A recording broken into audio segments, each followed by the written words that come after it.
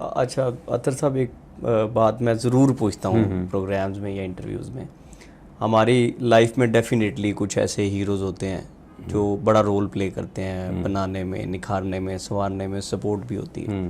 तो मैं ये अक्सर पूछता हूँ, वालिदैन बहन भाइयों के अलावा कोई ऐसे 5 नाम ज़रूर बताएं। 5 नाम कम से कम ज़रूर बताएं। ज़्यादा भी बता सकते हैं आप, लेकिन कम से कम 5 नाम ज़रूर बताएं जिनका कंट्रीब्यूशन इस लेवल का है कि उन्हें ज़रूर याद किया जाना चाहिए। मेरी I have a first and last love with one person,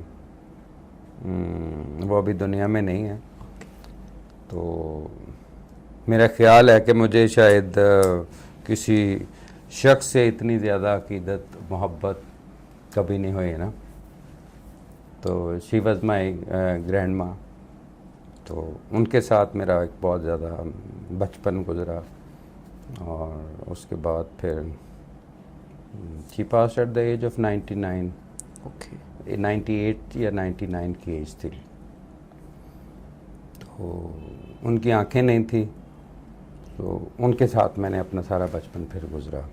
तो उनका जो मेरे ऊपर एक इन्फ्लुएंस है ना, वो बहुत ज़्यादा है। तो अभी भी मिस करता हूँ उनको मैं, खैर। तो उसके बाद तो मेरी वालदा भी हयात है माशाल्लाह, अच्छी सेहत है। उनके साथ मेरा ख्याल जो मेरा टाइम है उनके साथ जो गुजरता है, दैट इज़ माई एसेट। तो 2 तो ये हो गए, ठीक है। वाले साहब तो मेरे वफ़ात हो गई थी 2009 में, जब मैं एसपी था। तो इन 2 शख्सियात का मेरे ऊपर बहुत ज़्यादा इन्फ्लुएंस है, मेरी दादी का और मेरी माँ का। उसके अलावा शायद कोई ज़्यादा मेरे पे इन्फ्लुएंस पैदा नहीं कर सका अभी तक। शायद मेरे भाई का बहुत ज़्यादा रोल है मेरी पढ़ाई में, क्योंकि आई लेफ्ट माई स्टडीज़, एक ब्रेक था। बड़े भाई हैं मेरे, तो he is just my mentor. और तो उस वक़्त से लेकर अब तक उनकी एक बहुत बड़ी सपोर्ट रही है मेरे साथ। पहले मैं पढ़ता नहीं था, जब मैं पीएचडी करने गया हूँ ना, तो वो तो मेरे घर वालों ने कहा कि आप क्यों पढ़ी जा रहे हो। मेरे बल्कि वाले साहब ने कहा, जब मैं इंग्लैंड पढ़ने जा रहा था, तो मैंने कहा पहले आप कहते थे कि पढ़ता नहीं हूँ, तो अब मैंने रुकना नहीं है। तो जब मैंने पीएचडी की, मेरा डिफेंस था, तो आई आस्क्ड माय ब्रदर, क्योंकि पीएचडी यूरोप में जो होती है वो बड़ी ट्रेडिशनल उसकी सेरेमनी होती है। उसके you have to dress up in a particular way. फिर जब आप डिफेंस कर रहे होते हैं तो 2 लोग आपके पीछे खड़े होते हैं। Is a part of ceremony है ना। 45 मिनट्स का डिफेंस होता है, 15 मिनट्स आंसर क्वेश्चन। तो I asked my brother to go with me to Holland, कि आपने मेरी सेरेमनी पे आना है।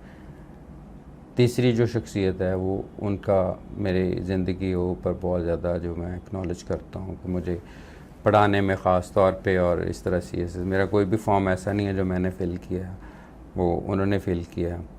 और इस तरह हैं। लेकिन ज़्यादा मैं समझता हूँ कि इन 3 शख्सियात के अलावा मुझे जो स्ट्रेंथ मिली है वो उस प्रोसेस की वजह से मिली है, जो मैंने वो वक़्त गुजारा डायरेक्शनलेस होके, जो आपने जो तलाश में अच्छा में तलाश थी या तलाश भी नहीं थी उस टाइम फ्रेम में? देखें, तलाश तो थी ना कि करना क्या है ज़िंदगी में, आगे बढ़ना कैसे है। और किसी चीज़ को पाने की शायद तलाश नहीं थी। एक होता है ना कि मैं ये कर लूँ, मैं ये हासिल कर लूँ, मैं ये जॉब ले लूँ, ये भी नहीं थी शायद। तो एक जुस्तजू है, अभी भी है वो। खैर, अगर मैं कुछ ना करूँ ज़िंदगी में, एक वैक्यूम में चला जाऊँ, तो I think I would be in problem. अब तभी अभी जिम वगैरह बहुत ज़्यादा करता रहता हूँ। अपनी जितनी एनर्जी है, एक तूफ़ान है एक पीछे, उसको फिर मैं चैनलाइज करता हूँ थ्रू ए डिसिप्लिन, जिसमें discipline is a very important thing in life. अगर आप यूनिवर्स को देखें तो 2 टेक होम पॉइंट्स हैं इंसानों के लिए। 1 इज़ डिसिप्लिन, सूरज, चांद, सितारे, मौसम, एक चीज़ डिसिप्लिन में। दूसरा इंटरडिपेंडेंस है, हर चीज़ एक दूसरे के ऊपर डिपेंडेंट है, कोई भी चीज़ आज़ाद नहीं है, हवा भी आज़ाद नहीं है, इवन पौधे, ज़मीन, बाकी कॉस्मोलॉजी की चीज़ें। अगर डिसिप्लिन और इंटरडिपेंडेंस पूरी कायनात के दो बेसिक प्रिंसिपल हैं, तो एक इंसान के भी यही दो प्रिंसिपल्स हैं। इन दो प्रिंसिपल से वो हट के फिर तन्हा रह जाएगा, अपने गोल्स को अचीव नहीं कर पाएगा। तो डिसिप्लिन को ज़्यादातर लोग पंक्चुअलिटी से एट्रीब्यूट करते हैं, but my definition of discipline is a consistent आपकी स्ट्रगल। एक चीज़ को आइडेंटिफाई आपने कर लिया तो उसमें consistency is the key word. Okay, right. मैं अक्सर लोगों को कहता हूँ कि आप success is equal to hard work multiplied by luck divided by confusion.